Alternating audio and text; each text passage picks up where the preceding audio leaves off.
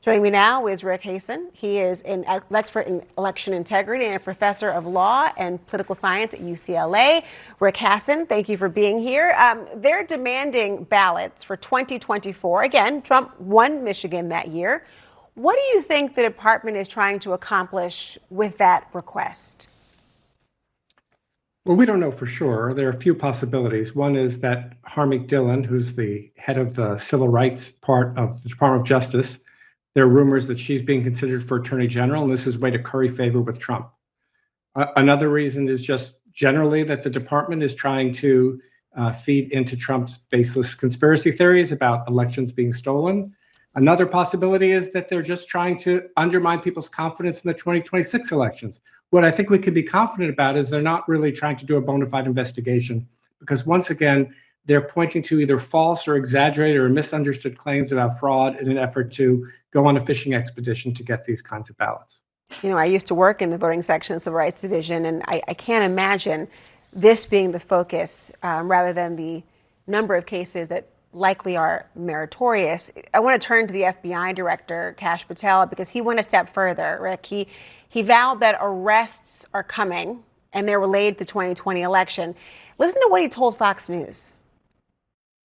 Well, let me ask you about the mission, because every time I see President Trump, he says this repeatedly, that the election was rigged in 2020. I mean, he says it all the time. We all know that. And it's almost getting lost because he says it so much. You've been at the FBI now 14 months. Have you done anything about that? I can announce on your show that we've got all the information we need. We're working with our prosecutors, the Department of Justice, and their Attorney General Todd Blanche. And we are going to be making arrests. And it's coming. And I promise you, it's coming soon. I'm intrigued. But again, 2020 has been litigated in the courts. It's been litigated in the press, politically. And we haven't seen any evidence of widespread voter fraud that has been found ever. So why this threat?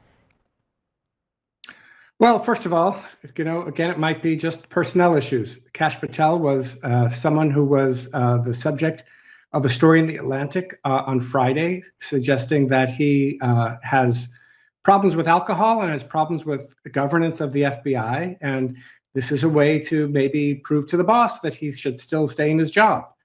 Or it could just be bluster. Or, and this is the worst case possibility, is they're going to rely on false claims to try to actually prosecute people. We've seen them try and do this with James Comey, with Letitia James, with Brennan. So with all of these people, there's really nothing there, but it doesn't necessarily stop them from trying to bring charges. Let's talk about what you mentioned with Kash Patel. He is suing The Atlantic for $250 million over an article that they published. It's titled, "The FBI Director is MIA." Now, that lawsuit says The Atlantic falsely asserts that he, quote, is a habitual drunk, unable to perform the duties of his office, is a threat to public safety, and, quote, unreachable in emergencies. Now, The Atlantic, they stand by all of their reporting. The lawsuit states that The Atlantic acted with, quote, actual malice, which, you know, is for a public figure and means that they reported things they either knew to be false or consciously disregarded or recklessly did so, the idea that it could be false. Patel, though, had an interesting point that he raised when he was threatening to sue, and he suggested that the actual malice standard was becoming a layup to prove. Will it? Well, first of all, it's really self-defeating that Kash Patel brought so much more attention to a story that was behind a paywall at The Atlantic. And now everybody's talking about this. And so, if he's really concerned about his reputation, this doesn't seem to be the way to do it with a splashy claim for $250 million. But it does invite discovery. It does invite discovery, and there are risks on both sides if it does, right?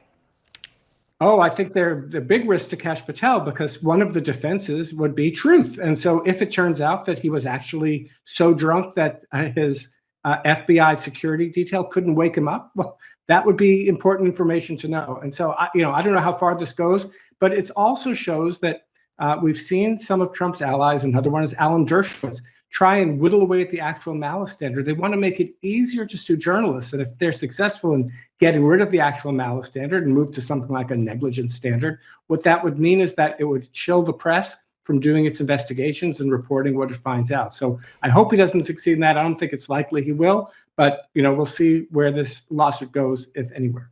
One risk people are pointing out, and I've been thinking a great deal about, is obviously a defense to any defamation or libel-based case is going to be about proving that you did, in fact, adhere to your standard, that you did not act with disregard for the truth or actual malice, which for journalists might entail having to demonstrate that your sourcing was accurate. Now, or at least that it was well-sourced and reported under an ethical standard. Do you foresee a case like this having an impact on the anonymity of sources being preserved? It's possible. I really don't think it's going to get this far. If we're really getting into discovery, I think Patel has much more at risk than The Atlantic does. I heard The Atlantic reporter this morning on NPR, and they're standing by their story. They have the documentation, and maybe they can produce some of that stuff under seal so that it couldn't be publicly released. But I'm sure The Atlantic, which is a very reputable publication, would not have done this without sourcing. And if you read the article, they talk about multiple sources. They had 9 sources, 12 sources for some of the claims they're making. That really shows that they've done their homework in something like this. We shall see. $250 million lawsuit in the wings. Rick Hasen, thank you so much. Thank you.